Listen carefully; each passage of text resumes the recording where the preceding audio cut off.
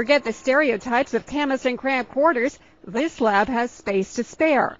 More than 27,000 square feet to be exact, on the top floor of LHSC. A lot of our technologists who have 30 years of experience have never worked at a lab that had windows.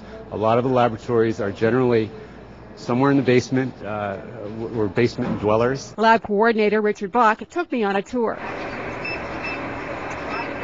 The new facility brings together various labs that had been operating in different hospitals within LHSC, examining everything from the presence of drugs like OxyContin in the bloodstream to viruses and genetic markers and potential sources of infection. Anything that's being read this morning at 9 o'clock, we will have that identification done by the afternoon.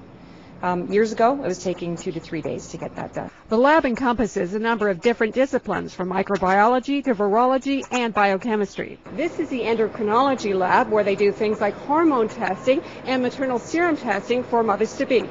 And the open concept also allows a flow of ideas.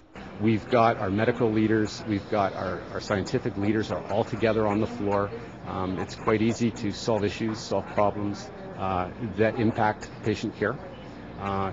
Simply walking down the hall and knocking on a door. As much as there's a feeling of openness, there's also, by necessity, isolation. So before we can go through that door, this door has to be closed.